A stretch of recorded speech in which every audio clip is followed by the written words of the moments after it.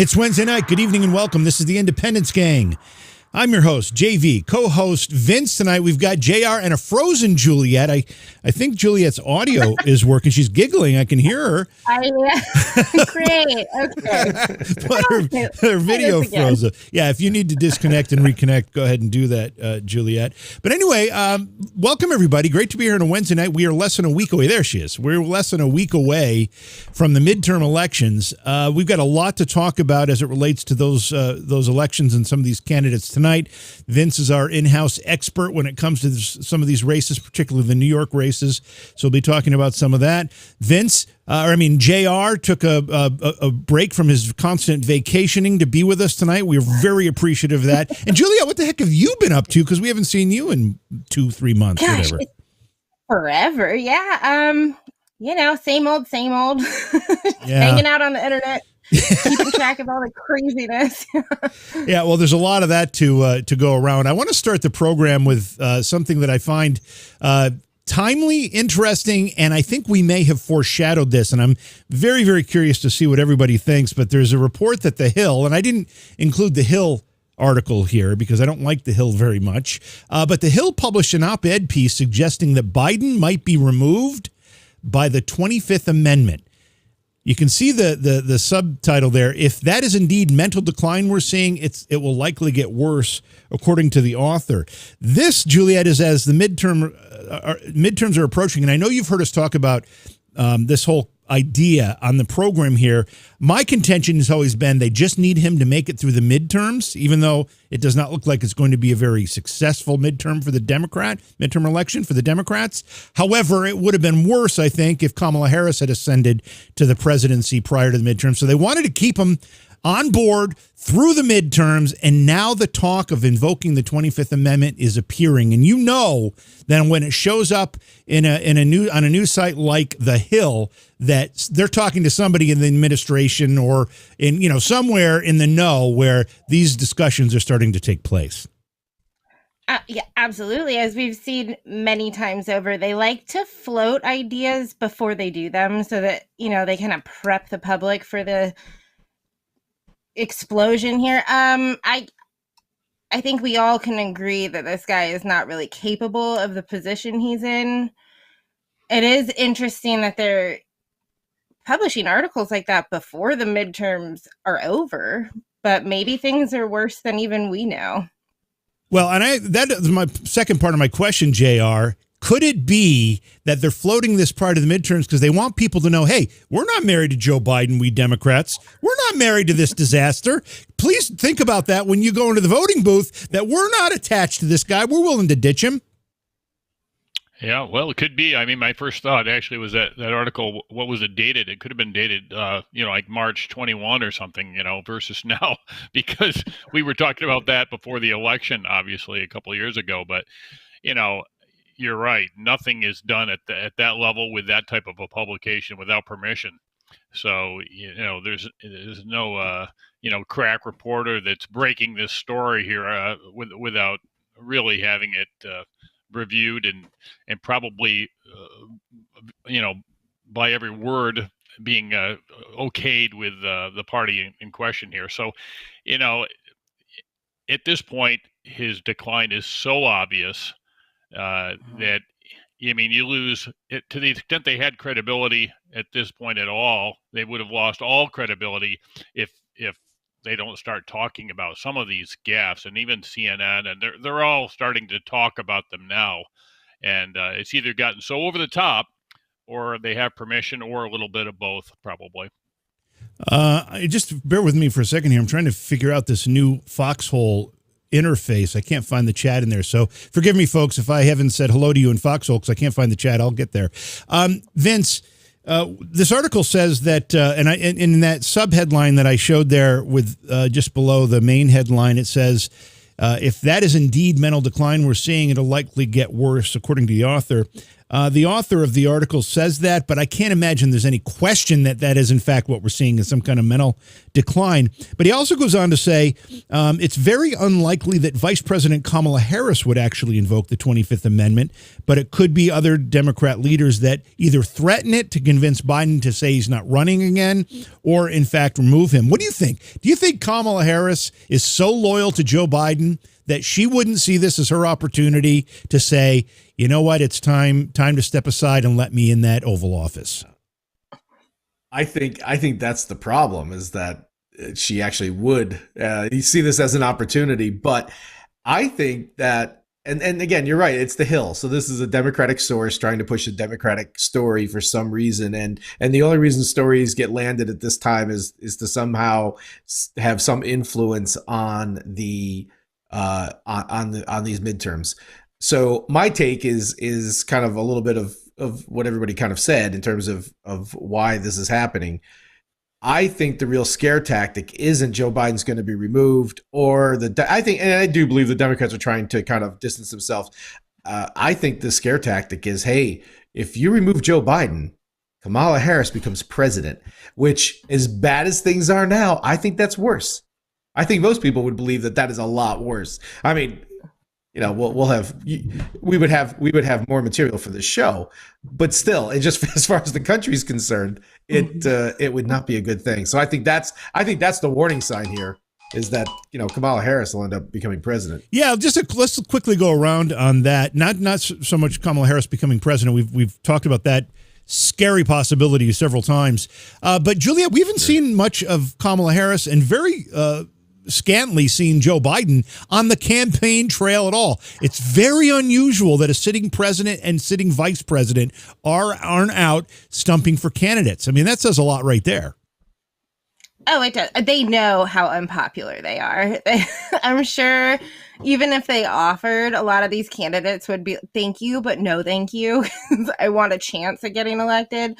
You know, they know what's coming their way this time. I mean, they have people that they hire and employ just to work on these strategies, so they know what they're doing. JR, what is the talk in the White House? How do you, as Joe Biden, assuming that he's aware enough to understand what's happening around him, but Kamala Harris, for all her flaws, is certainly aware enough to know what's going on.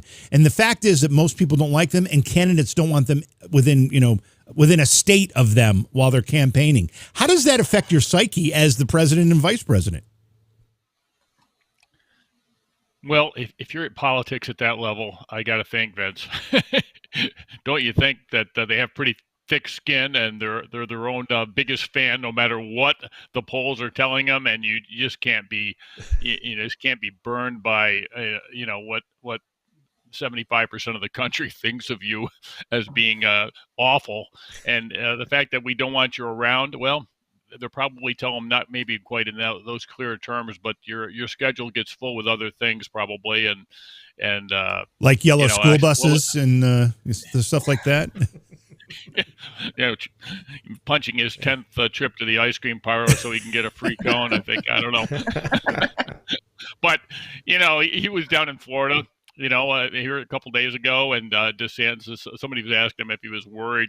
DeSantis says, I hope he comes down and stays here till the election, because I couldn't pay for that kind of advertising, is what he said. And then the other thing was pretty funny. Where was he on a stage someplace, and he almost like pretended he was going to jump off the stage or something. Oh, yeah. And come out, yeah. Cackles and goes over there. And I was like, maybe she's going to push him. So, this stuff it's hidden in plain sight here. And, nobody wants them around unless they absolutely have to, because, having a 37% approval rating anchor, dangling around your neck is not the way to try to win an election. I'm going to change the subjects, but feel free to comment, Vince, on what we just talked about, too, because I didn't give you a second opportunity. But I want to talk about this. So okay. Hollywood takes a step to remove gender distinction in acting awards.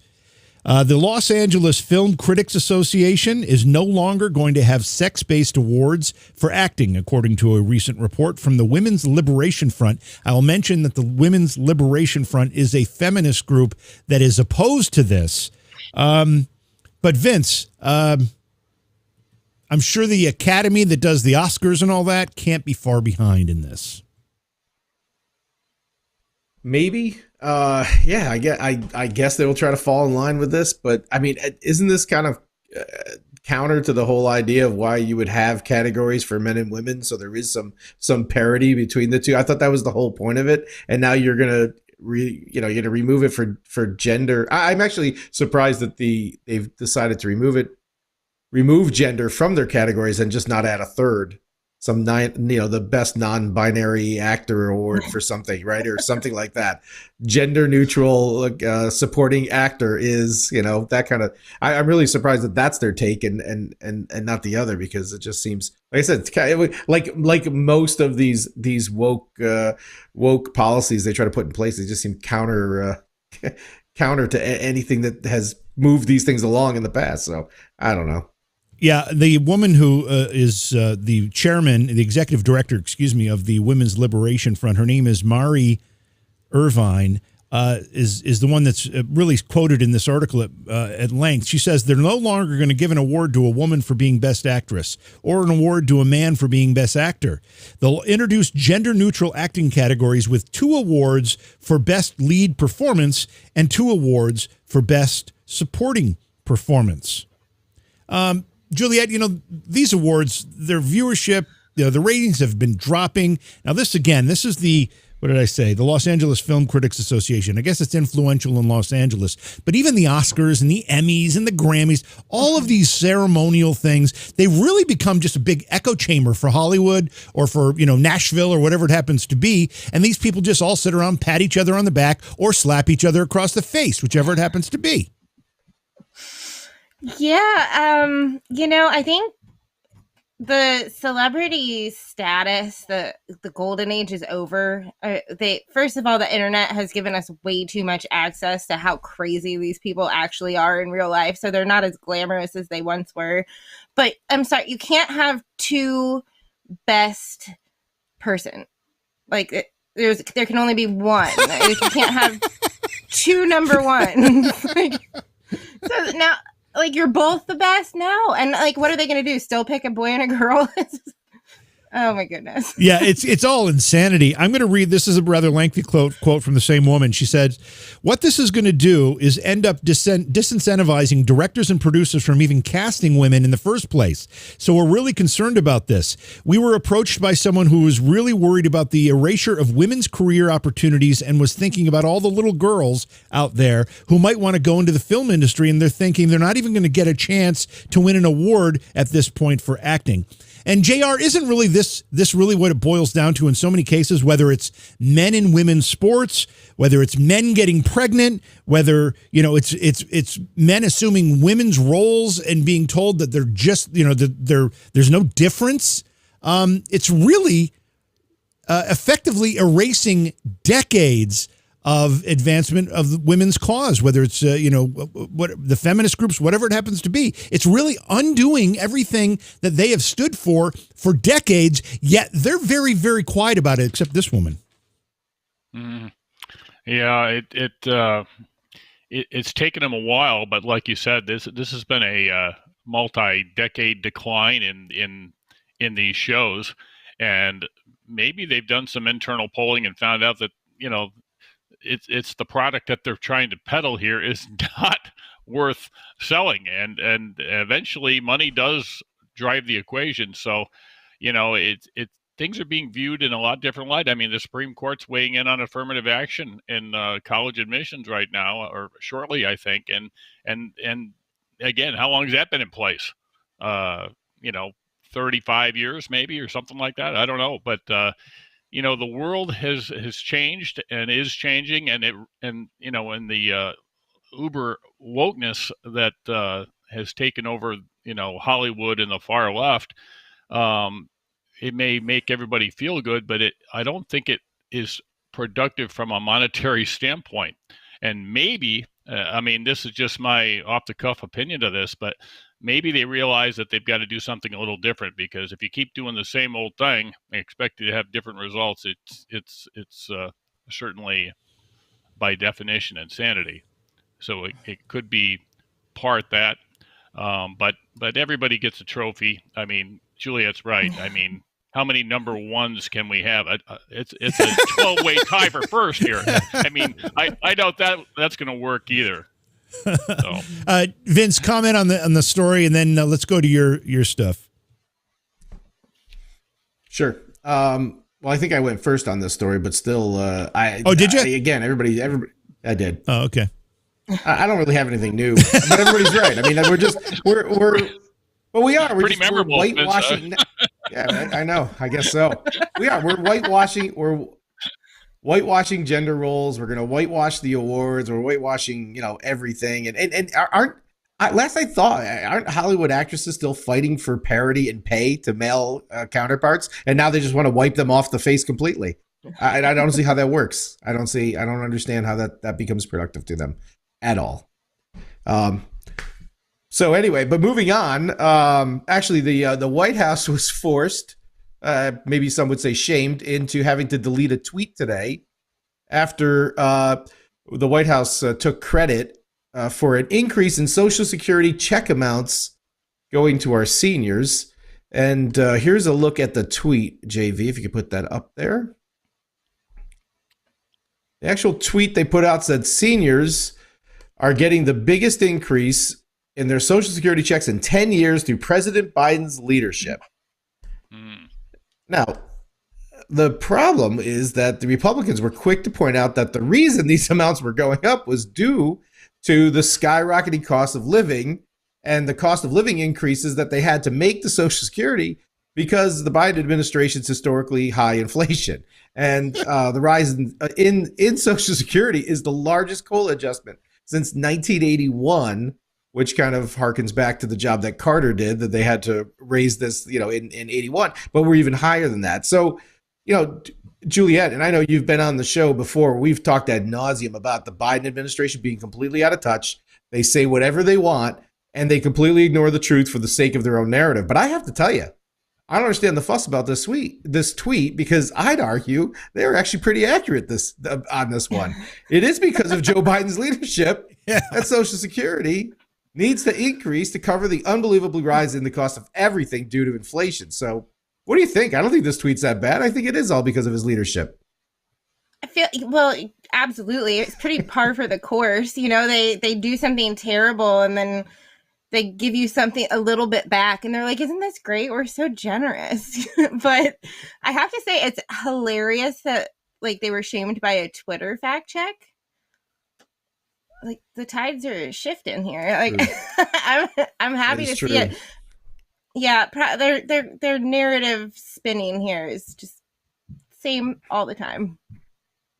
Which they like to do. I actually am surprised to see they actually took a little bit of ownership that they may have screwed this one up and they took it down. Usually they just ignore any kind of pushback and just keep it going. But actually, the Social Security cost of living increase is not the only thing that went up today. And it looks, JR, like the Feds raised interest rates another 0.75%. On their way to raising the short-term lending rates to its target. Apparently, the Feds are saying they want their target to be around 3.75 to 4% on short-term lending, and the strategy of the Feds remains to choke off demand to help slow the economy, to help things get under control. Which, if you think about that for a second, how screwed up has the Biden administration got things that we now have to slow things down to get them under control? Which, of course, is a pretty sound strategy when it comes to trying to stave off inflation. In fact, a spokesman for the Fed chair, Jerome Powell, today stated that the chair has been very clear that inflation is unacceptably high and we have to stay the course to get it down. And this is, of course, the sixth increase that the Fed has made this year.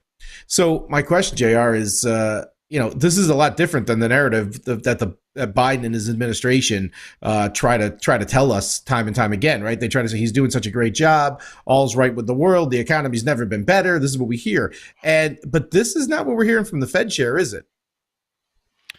No, I mean the market was up about 500 early when he started speaking because he did sound like he was starting to give some, you read the tea leaves between the lines when they talk, and he said, they take into account the number of increases they've had, the totality of it, the lag in results after it's done, all these things, and that's Fed speak for, maybe we'll slow down, and the market was up based on that. And then when he came out and actually spoke more in the afternoon, he was way more hawkish. He said, "We are staying the course. We have, we have got to slow this economy down, even if it causes a recession, basically." And then the market, went down, so it ended up down 500. So it's a serious situation. They waited too long. They're having to put their foot on the gas pedal to do these significant increases. It's a fourth 75.1 in a row, I believe. So they're approaching 4%. So again, you can't have a healthy, strong economy out of the president's mouth on one side, and the Fed putting the brakes on it, stomping on it on the other, and think we have a healthy, normalized economy here. So the inflation has to get under control. But if it doesn't, they run the risk of having to stop anyway, and then we really got issues. And that's one of the results of a situation like this, and they've got to walk that tightrope. So it will, the volatility that we've seen in the markets is going to continue, and we're going to continue to see increases as long as the economy can withstand it. But it's not an indefinite, thing. So we've got so many headwinds in so many places here. They just really have screwed this up, not unlike so many other things. And we're going to have a lot of volatility, and we're going to see another 75 at the next meeting, I'm sure, because we haven't really seen a effect of at least getting this thing treading water. We're still having increases in inflation, which they would have thought by this point we wouldn't. So it's baked in a little deeper than they would certainly like. So it's going to be uncomfortable for a while. Right. It does. It feels like it's the car crash scenario, right? Where they hit the brakes too late, and now you're into a full on skid that you can't control. It kind of feels that way. That's where it's headed now. And JV, that becomes the question: is like, where is all this headed? Well, we've known for a while. I think that what we've thought where it's headed, but even economists as of today are now more strongly than ever using the R word, and they're talking about recession. And there's leading economists who are now actually saying we're at the point where it's no longer if, but how long will the recession last once we do get there, and that it's pretty much inevitable that we're headed that way. Now, JV, I'm not a leading economist, and I know you're a pretty smart guy, but I don't think you're considered a leading world economist. But heck, we've seen this coming for quite a while now. So I'd love to get your thoughts on this, but also your thoughts about this information coming out now. And it seems to be all piled on today. That we've got the Social Security increase, the Fed increase. Now there's talk about recession. And, this is all coming inside a week before the midterms. And, I even said earlier that any news that breaks now is to have an effect on the midterms.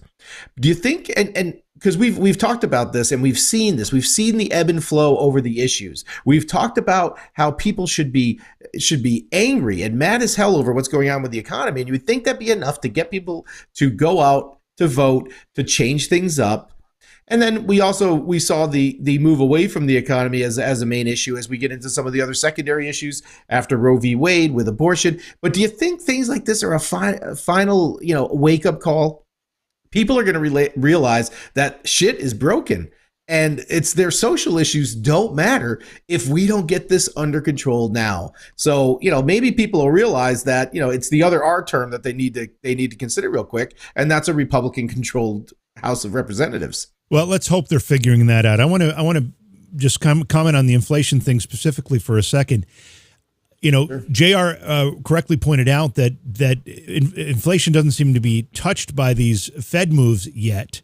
However, I will say this. I don't think inflation has been fully flushed through the system yet. I think the increases in energy costs have not been fully realized in our inflation numbers yet. And I think there's more pain to come in that respect, because when you have, right now I'm going into the heating season, you've got heating fuel at 2.5 times what it was last year. As a couple folks pointed out in chat room, we've got a looming train strike on the horizon. We've got an airline strike on the horizon. We've got possible diesel fuel shortages. And I will remind people that diesel fuel is effectively heating fuel as well. So that could mean heating fuel shortages. People won't be able to heat their homes. There's a lot that's about to burst.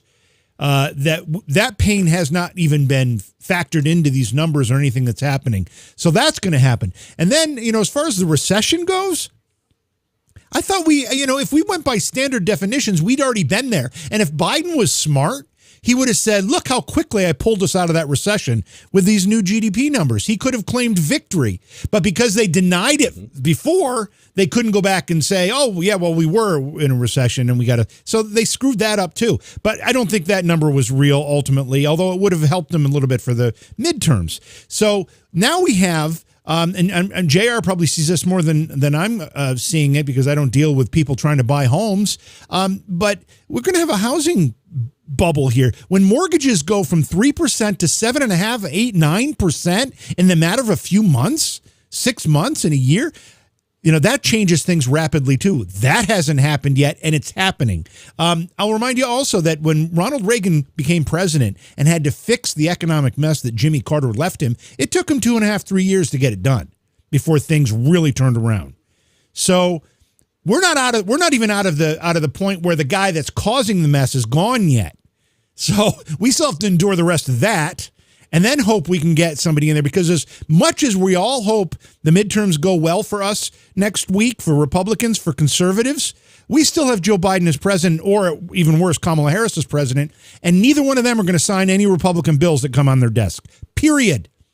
Those Congress and the House of Representatives and the Senate are going to be effectively useless to forward any kind of legislation. All they can do is try to tinker with spending to try to stop some of what Joe Biden's already done. That's all they can do.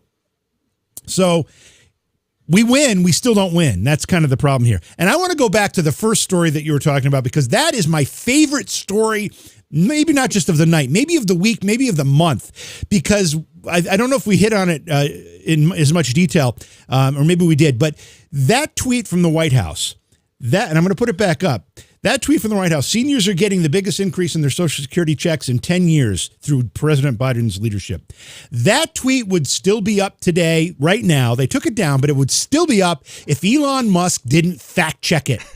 Elon Musk's fact checking team immediately jumped on it. And here's the fact check. Seniors will receive a large Social Security benefit increase due to the annual cost of living adjustment, which is based on the inflation rate.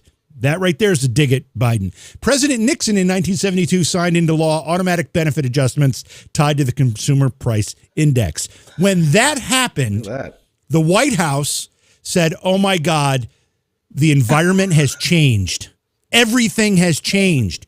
We can no longer put this gaslighting bullshit out on social media, at least Twitter, without having somebody, call hoax or whatever, call them on it. And that's what happened.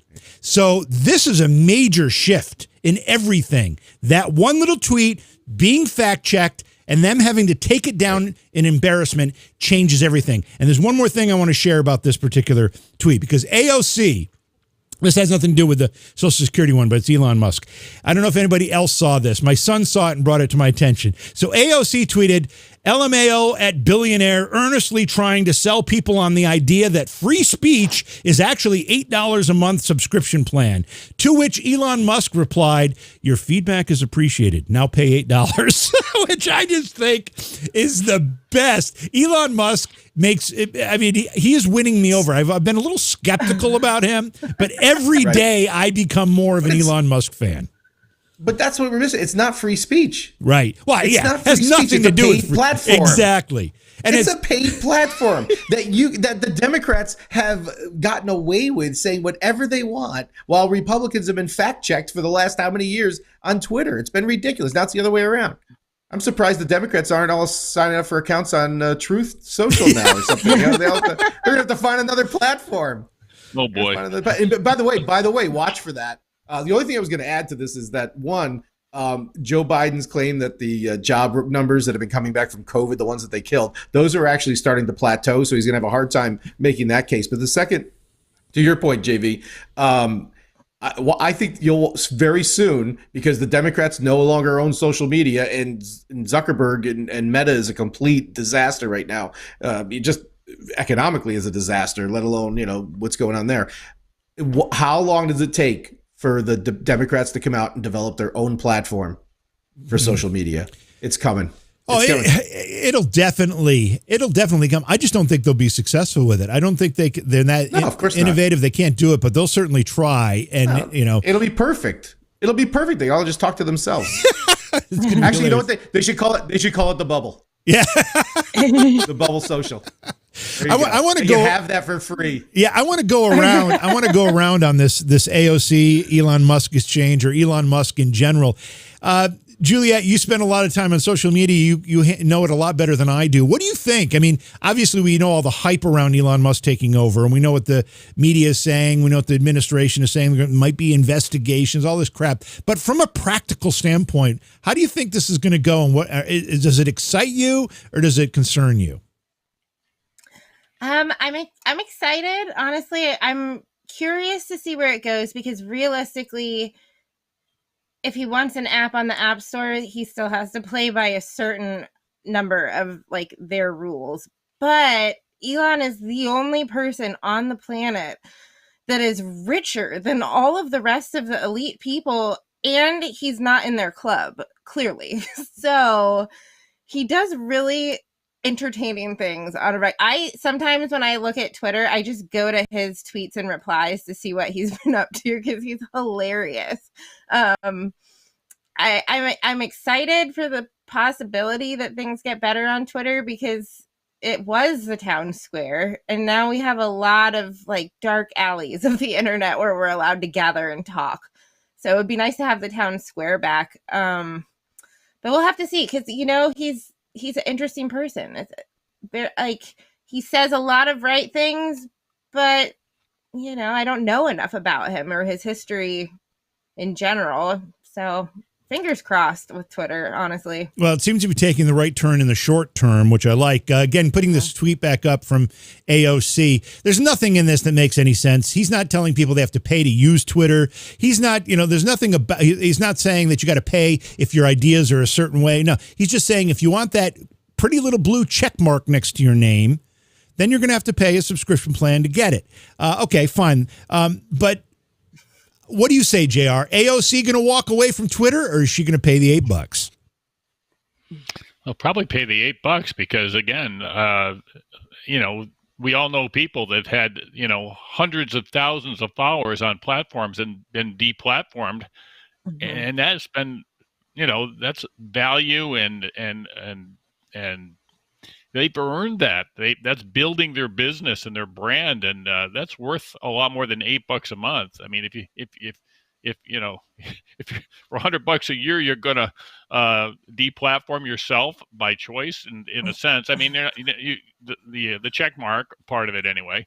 I mean, I doubt it. I mean, you're gonna do it and move on, but I think of this thing at a macro level though too. It's this is a pivot point, I think, in where our media has gotten to, and all of a sudden things are changing, and it will be very interesting to see if Musk buying Twitter and the changes that result in just the public square, what this means for the industry and what it means for free speech. And I mean, we've been basically in a linear path going downhill here for a while, and I think it's really can be a pivot point for our entire communication, and that to me is as big a story as the purchase itself, is to see what else evolves from this. Yeah, and Vince, speaking of AOC, I don't think we've talked about it on this show, but at a few of the town halls she's had recently, she's been heckled. I think she's been heckled by people to the left of her. I'm not really sure who those people are and what their motivations were, but they were mostly heckling her about warmongering and the Ukraine war and some other things. And at the first one I saw, she tried to quiet them, and she tried to argue with them a little bit. The second one, she just kind of, I don't know, she kind of dismissed them and started dancing to their chants. I don't know if you saw that video, but she's sitting on stage and she's dancing to the rhythm of their chants, which to me is the most insulting thing any politician could do to a group of constituents, whether they agree with them or not. What are your thoughts on that from a political analyst standpoint? Well, here's the thing. I mean, AOC went to Congress. It's one of my favorite lines to use. She went as one of us. She came back as one of them. That's exactly who she is, right? She was the darling of the left. She, this surprise primary against a longtime seated swamp member of Congress, right? She was going to go drain the swamp. And then she went to Congress and she learned two things. One, Congress is hard. And then the second thing she learned, if I want to stay here, there's shit I have to do. And I can't be that crazy bartender girl who won that primary. I have to become what is successful here. And this, it kind of all brings me to what I think is happening, why I actually think the Elon Musk thing with Twitter is a good thing, because Elon Musk is going to do something. I believe what we're seeing is that what's happened with Twitter, what's happened with Facebook, and if you look at it, actually they put, because Meta owns Instagram and they put the brakes on it at Instagram before they tanked Instagram, and it's because of the success of TikTok, because what they did is they got away from content and they got into monetization. So the only things that got driven were if you paid to get it driven. So now you're being force-fed news and information. We have to get back with social media, and it's not social media. That's just the term we use, right? It's the state of the internet today is what it is. And the state of the internet has been turned to monetization, and people are turning it off because they don't want to see the shit that's forced in their face. We have to get back to content. Real content that people want to see, and if people want to see your content, you will be successful. Whether you pay $8 a month or you don't, it shouldn't matter. Whether you have 1 million followers or you have 10 followers, if your content's good and people want to see it, you'll be successful. And the platforms need to follow that. That's what has to happen with politics. That is the biggest change that needs to happen with politics, is that we have to get back to the fact where we have elected officials of substance, people of content, if you will, who say things that people want to hear, that are engaged and not just force-feeding agendas and force-feeding ideas and telling people what they should be doing and would like and what they should respond to and how they should vote. And it needs to turn the other way around. And so it's very interesting that the parallels between what's going on in the social media world is exactly what I think is going to change over in the next year to 3 years. What's going to change over the political dynamic as well. Julia, you think Vince has an opinion on this? Yeah. Little one. I like it. No, it makes perfect sense. And he's absolutely right. I want to go a little bit in a more humorous direction. I don't know that you can get more humorous than AOC, but I'm going to try. So in the midst of everything, now, this is the thing that baffles me, and even Joe Biden's speech tonight. You know, a lot of analysts have said this throughout the day today, and I'm just going to echo what they're saying.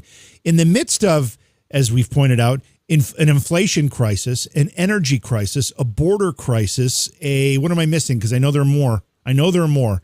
Anyway, there are many, crime crisis. Energy. Crime. Right. I mean, all these things that government is directly affecting, that is making the lives of Americans worse right now. In the midst of all that, Joe Biden stands up and talks about this idea of we have to vote to defend democracy. Now, the thing that I think is very funny about that is that he's thinking January 6th. When I hear vote to defend democracy, I hear get the Dems out because they're trying to censor you. They're trying to control you. They're trying to tax you to death. You know, if democracy is threatened anywhere, it's from a president who issues executive orders like they're candy, you know, on Easter.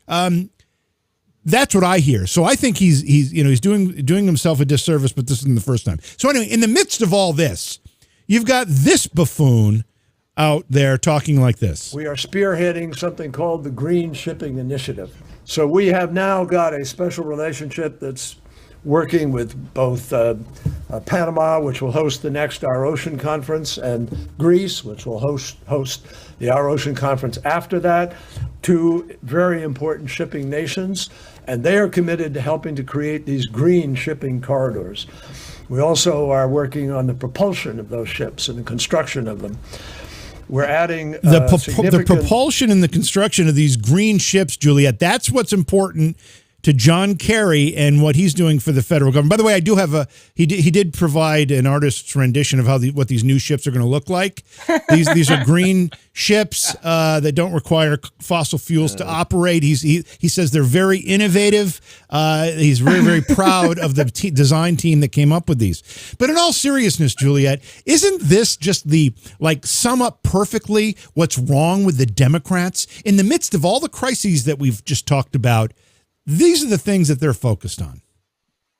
Oh, absolutely. I mean, they're hoping that we'll all be so just burdened by all of their bad decisions and policies, we won't notice as they continue to just destroy modern society with the green initiatives just across the board.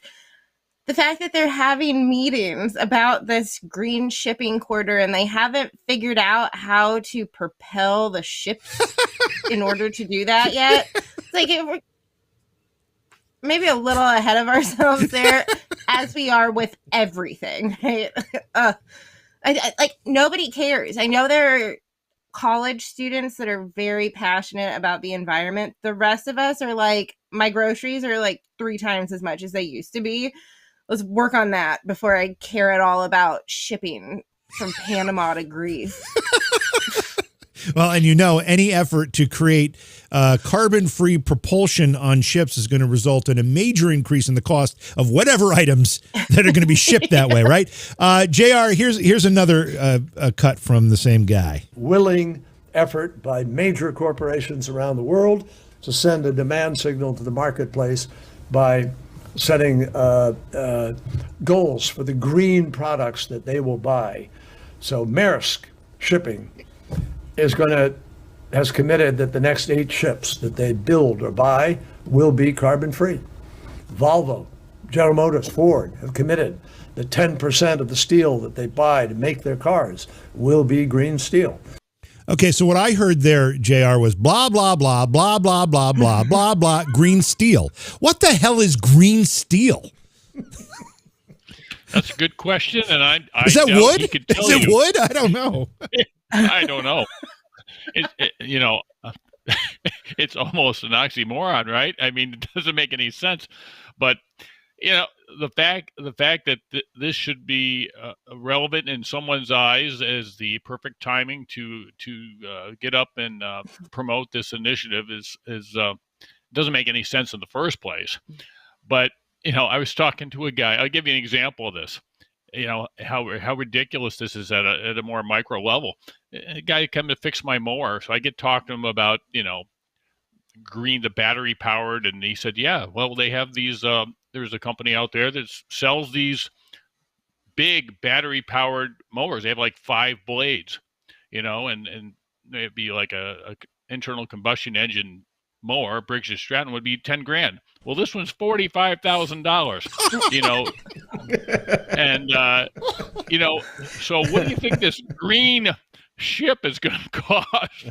And what's that going to cost for the company to have to pay for that ship to then charge for their shipping services? I mean, has anybody thought about how this becomes a profitable venture to become that green? I'm sure that's where our subsidies, for the Inflation Reduction Act that went to the green, they're probably subsidizing these ships in all likelihood. I don't know, but the whole this whole concept to change so quickly, the cart is definitely way ahead of the horse, and certainly from a money standpoint, it just isn't cost effective without the government. And of course, the government doesn't have any money anyway to do this, so it's kind of smoke and mirrors.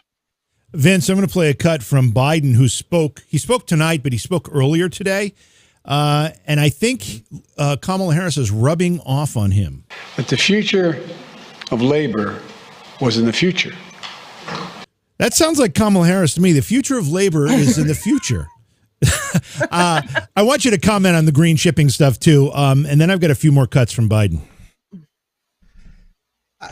Listen, I don't know what to say about that. I mean, I'm glad he still thinks the future's in the future, because if not, I guess it's a worse clip, right? So we'll take it. That's actually a step forward for Joe. He knows that the future's in the future. I I have trouble with all of this because when John Kerry speaks, I can't take him seriously ever. This is a guy who, whatever meeting he was at, you know how he got there? He took the family private jet, which is like one of the leading burners of carbon emissions in the entire world, is the Heinz family and their private jet. And here he is lecturing everybody about carbon. And there's also a guy, I'd love to know what the Heinz family, of course, he's married into the Heinz ketchup fortune, which is why he's never had to really work a day in his life, is because that's where he gets all his money from, because he's just been in elected office. So, and now, really, like you're shipping your tomatoes with these how carbon neutral is Heinz tomatoes and the Heinz ketchup industry? I don't know, but what do you, seriously, let's make this for real. John Kerry, bring somebody up from the Heinz family to say, hey, this is a really good idea. This is how we're actually going to implement it in business, because he doesn't know, because he's never had a job. And third, I can't take him seriously because this is the guy, if we'll all remember Swift votes for Swift vote veterans against John Kerry, the infamous, right? This is a guy who shot himself in the foot, took a Purple Heart just to get himself out of Vietnam. So I can't take the guy seriously ever, no matter what he says. But it's ridiculous. He's another just absolute liberal hypocrite. That's all he is.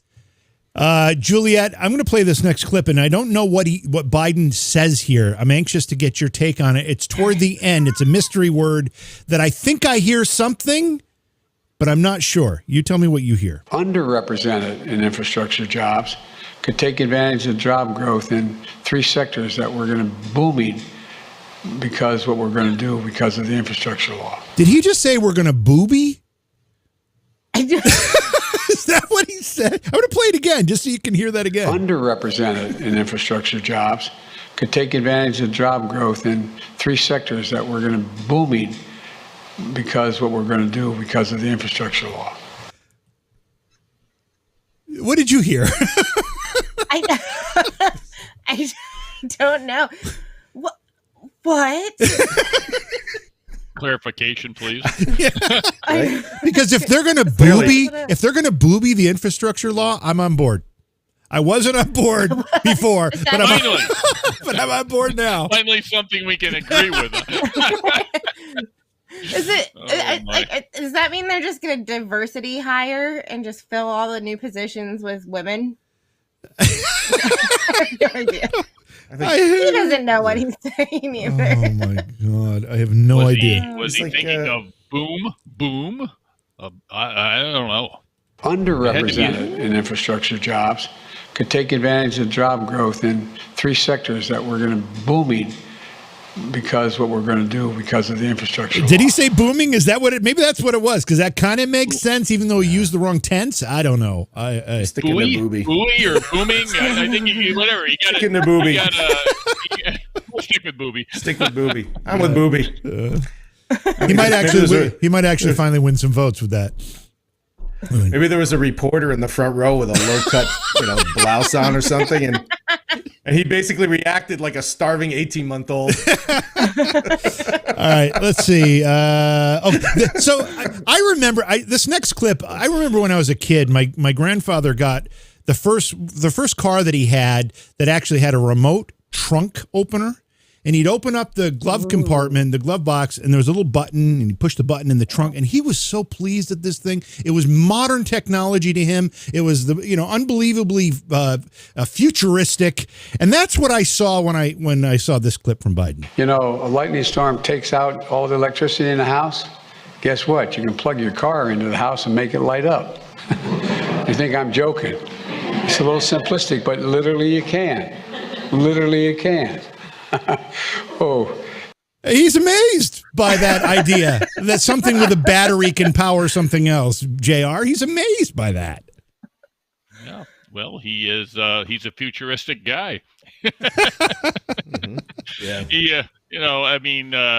He constantly talks about and bringing up old analogies, the telegraph or the television. Yeah. Make sure you have your record player on when you go to record player and his 8-track air supply. Air supply. Yeah, I was going to leave air supply out of it tonight. The guy's 80 years old, and he's going to have that historical information in there, but he's obviously part of his cognitive decline is not being able to, make these gaffes in the first place.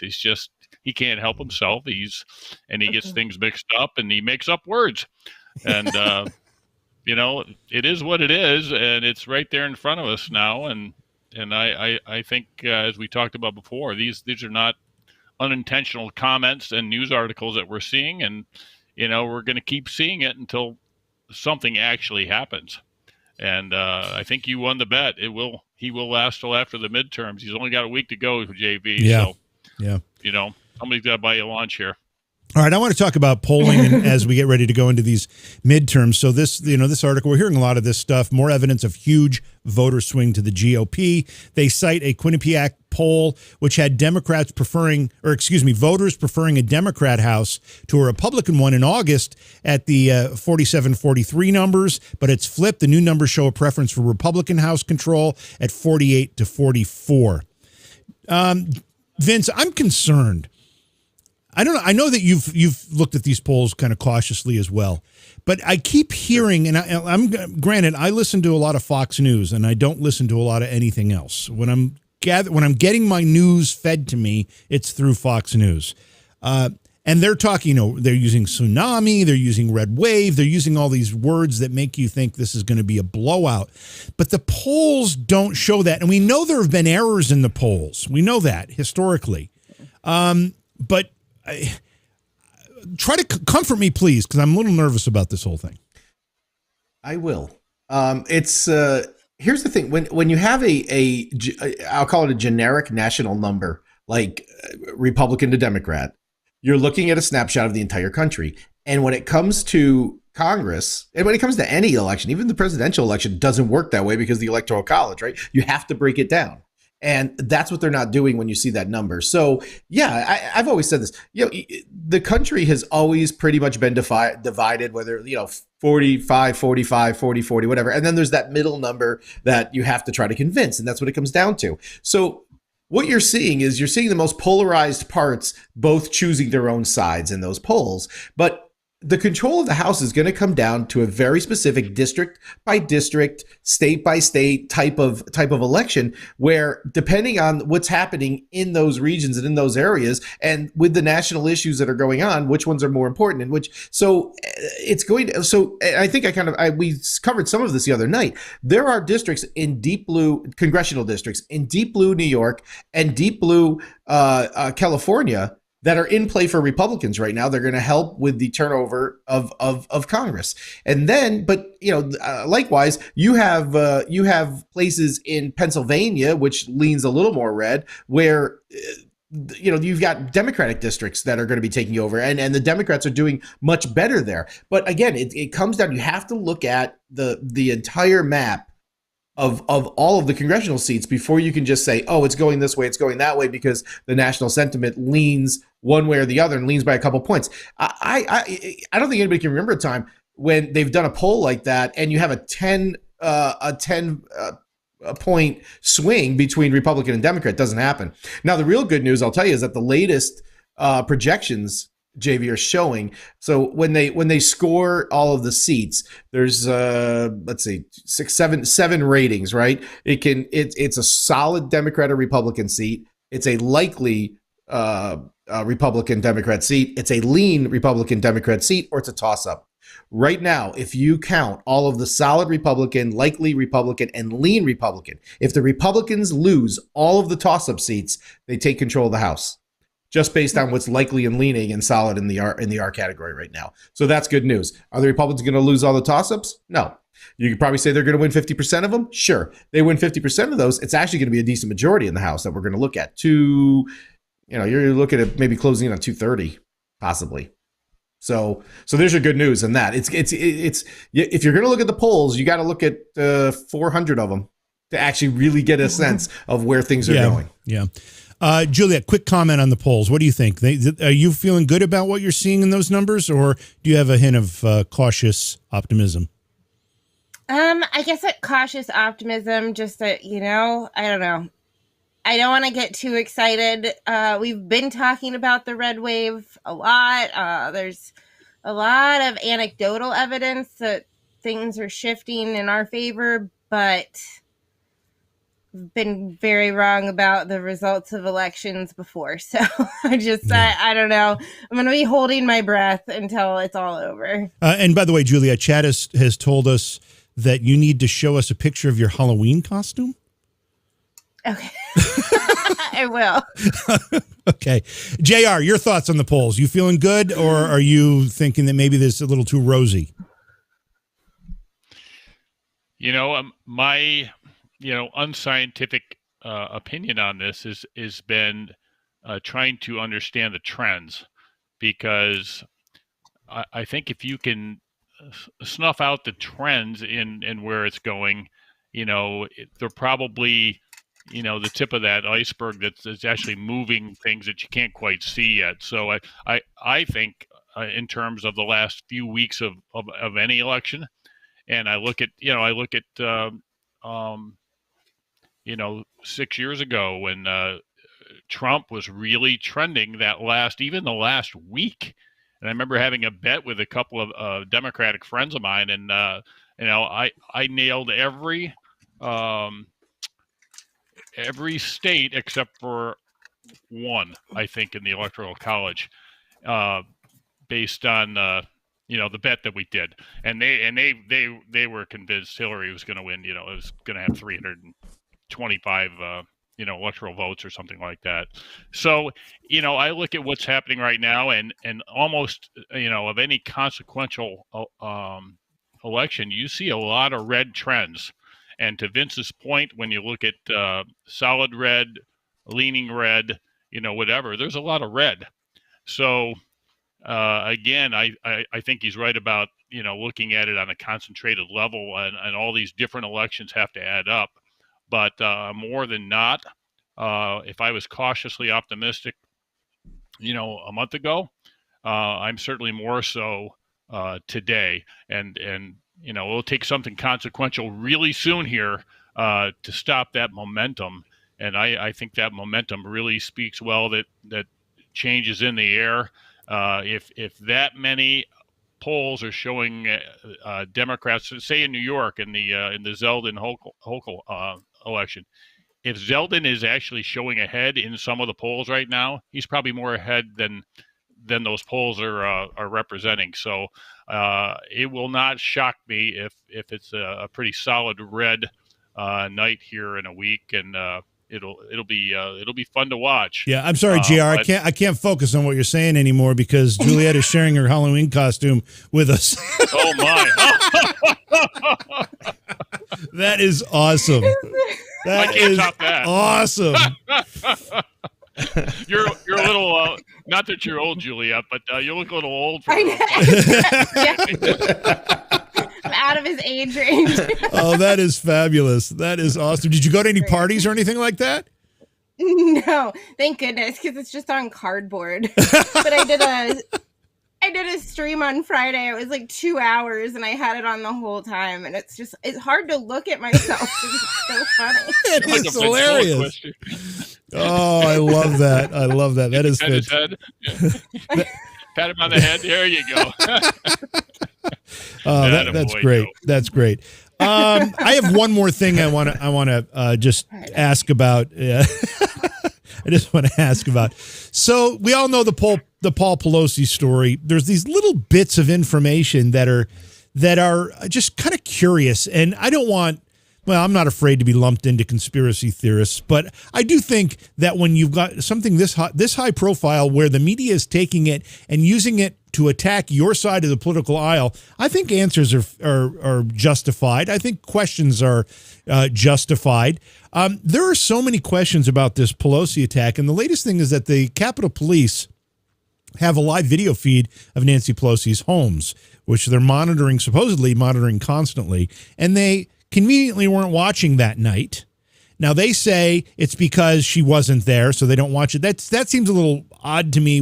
From what I know about security, they would want to know if anybody's, even if she's not there, putting a bomb in there or anything while she's not there. So that's a little weird. The 911 call is at odds with the official story, with things that were said in that call. There's there's disputes on who answered the door and let the police in. When Paul Pelosi called 911, he said there was a friend. He had a friend there. I mean, there's so many things that are weird about this. Without me having to play the crazy train, Juliet, what are your thoughts on this whole thing, and which direction are you leaning? I would say if they didn't want conspiracy theories to circulate, they could surely release things to the public that would kind of put an end to all the questions and the weird stuff. And the fact that they haven't, to me, is very telling that there's something else going on here. I don't know what it is, but there's definitely something fishy here. Because also, I mean, I can't remember his name. I think it was a congressman that was saying, I mean, she's third in line to the presidency. So she has way more security, and her family does too, than your average senator or, congressperson. Like, this isn't just any representative. This is the third person in line. So it's very, very odd that anyone could ever break into the house, especially through a glass door. And if that, that picture we've all seen of the back door that's broken, that would make quite a bit of noise. Surely by the time that happened, motion sensors, cameras should have been activated. I mean, there's just a lot of things here security-wise that make no sense whatsoever. Yeah, and JR, there's reports that the security system at the home was disabled. It wasn't on. Again, all these little oddities in the story, they add up in a certain direction. I won't even bring up that direction, but what are your thoughts on it? Well, if this show was being aired a year ago, I think we would have had a train already flying around here. Yes, we would have. And you probably still have it queued up there someplace. But, you know what? Conspiracies are conspiracies until they're proven to be actually right. And again, you can start adding them all up, and in their totality, it really gives some credence that, the timing of it, the fact that it's chanting, "Where's Nancy? Where's Nancy?" And there was talk that was, again, what was chanted during the J6 thing. I mean, the whole thing makes, the J6 is obviously something they tried to make hay with for the last, 9 months. And for that to be a piece of this, suspect. The fact that he knew the guy, apparently, suspect. It just, show us the video. I mean, we can see what happened, right? And it just dispels some of these things. And the fact that they don't is not accidental; it's intentional. So, I think I would tend to be on the guilty till proven innocent part of the conspiracy train at this point. It seems to be too many loose ends and too much of a coincidence, especially as Vince said. At this point, before in a major election, nothing is accidental. So I'm not going to go full bore. You can leave the train at the station, but make sure you stoked up and has coal in them, because I think you could come out. Let me play devil's advocate for a sec, Vince, and get your thoughts on this, though. If this was a false flag event, if this was a setup to give them a talking point, first of all, I doubt they would have that a hammer would have made contact with the skull of Paul Pelosi, which that seems to be real.